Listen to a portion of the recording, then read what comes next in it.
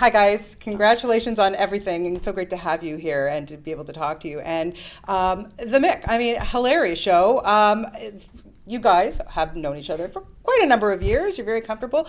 But what was it about when you wrote the script for Kaitlin, I guess, like you had her in mind, why her? She's the funniest woman on the planet. Like, why not? No, we just wrote it for her, thinking, we'll get on the same page and it'll have a funny voice. She'll never be able to do it. And then when we heard there was a chance she could, we just told Fox, like, there's no one else. It's got to be her. Like, it's just Kaitlin. Yeah, and for Kaitlin, for you, I mean, you're also doing It's Always Sunny. You know, you're busy. You're a mom. You have you don't have enough on your plate, so you're deciding like, okay, sure, why not do another show and do it for Fox? No, like a little pressure. I didn't want to like it. I didn't want to do it. I already had a job and a family, and then now I just have a job. Yeah. Things change. I think I still have a family. I just don't see them. Yeah, but they're there. They're there. They don't just go family. away. We're your family. Now I have this family. I'm your son. I think of her as my mom. Yeah. John knows. These are my children. But she's very different from Dee, and she's, you know, I mean, this Thank is you. Yeah, well, yeah, but she's also like. Do you like? It must be fun to play somebody who doesn't give a crap about anybody, what they think or what they care. Like, it's what I want to do is what I'm going to do. It's very freeing. I really like it. I mean, the more selfish, the better. I mean, we kind of have that conversation a lot. I'm like, let's get back to when Mickey just doesn't care about anything. Like, I know she's got to take care of all this stuff, but yeah, it's awesome to play a character who is just sort of awful and doesn't follow social norm. That just cracks me up for some reason. I think because I'm just always like, is everyone okay? Am I behaving in a way that you're pleased with? Like in my real life, so it's fun to do the opposite. And how did you guys come up with this character? Like, is it based on your own mom? Maybe. I hope not. Yeah, but a little bit, maybe. It is. Yeah. Thanks a lot. Put your foot in your mouth. No, our mom was just, she's an amazing woman and like so cool and not like a crazy degenerate, but she was the most clever and creative parent when it came to discipline. Yeah. And like she just waged psychological warfare on us for most of our teenage years. And looking back, we're very impressed at what she did. It's very impressive. And I will say, before they ever came up with this character of this show, I picked his mom's brain about parenting. I've always been a huge fan of her. So how hard is it for you not to go into your own mom mode when you're working with these kids on the show? I'm very much in mom mode when I'm working with the kids on the show. Especially, bless his heart, little Jack. He's the best, but he's also a little boy who is expected to act for, hours at a time. I mean, it's unrealistic. So he's always like getting distracted and picking up stuff and playing with stuff, and we're rolling, and I'm always like, Jack. Everyone else is like, okay, so Jack, and like kind of dancing around. I'm like, hey, Jack, hey. And I'm like, oh, sorry. These sugar crashes sometimes. Oh, You yeah. hear over the walkie-talkies like, who the fuck gave Jack a muffin? These are like the crises we deal with on set. Yeah. That's a big one too.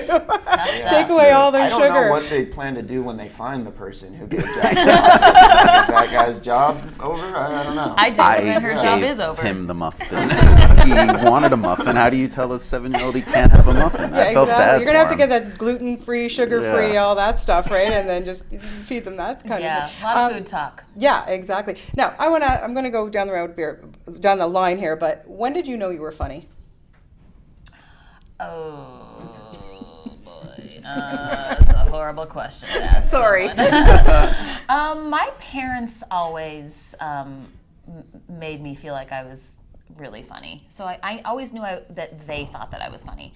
But I was always really shy growing up, so I never, I think it was like high school when I started doing funny plays that I was like, I got this. Like I wasn't interested in musicals or dramatic stuff, but I was always doing comedies. And then when did you know that you wanted to make a career of it? I kind of always knew I wanted to act, and then, I mean, so in college I did a bunch of both dramatic and comedic stuff, and I kind of just knew I had something. I don't even know what it was. I just felt like I'm gonna do something with that character. I'm gonna like make it different and funny and change it a little bit. Mm-hmm. So I always kind of felt comfortable doing that. So I knew in high school that I would move to Los Angeles. I just wanted to go to college first. Yeah, and you guys, did you have like funny competitions growing up? Yeah, I think I'm still winning. I don't know if we had competitions, but like we were very close. Like we shared a bedroom for years, and then like we carpooled to school together. We always played baseball together, so we were just around each other a lot and always trying to crack each other up. And now people pay us money to do that. It's astonishing. Yeah, I was going to say, because it's tough. It's a tough business. There's no question about it. You never know when something's going to hit or when it's not. When does it get scary, or when do you just go with it? You learn to just go with it pretty early on because it's always scary. And yeah, I mean, it's kind of a runaway train to some extent, and you just got to keep cool and stay in the pocket and make the best show you can within the time frame you're given. Yeah, and when you're working with a broadcaster, like Fox, for example, I mean, okay, they're a little bit more lenient, I think, in terms of language or whatever, or just ideas. But when do you guys know, or what do they say to you? Like when they go, no, you can't say that, you can't do that, or do you just say, no, we're going to push the limit here? Like, how does that work? Well, we all come from It's Always Sunny in Philadelphia, Yeah. where they're very lenient. They don't care at all. So it is. I know that we wouldn't want to do this show on a network other than Fox. Yeah.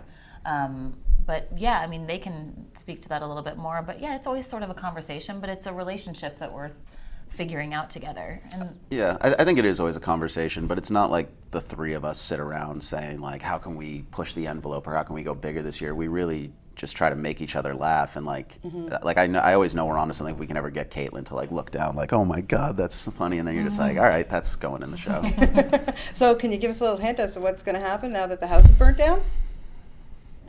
they're gonna have to figure out where to live. I Yeah. know, yeah. Yeah, Do you have any ideas? I got lots of ideas. If you will pay me for them, We I'd be start happy to shooting share. Monday. Calm down, calm No. down. You know, we have executive producers here and stuff, but we can make a deal of it. Well, congratulations on everything. You guys are this great show, and keep them coming. I mean, my goodness, the laughs are abundant in our household. So Aw, we really do that's appreciate awesome to it. hear. Thank you so so much. much, and great Thank to you. talk to you guys. Thank you. Thank you.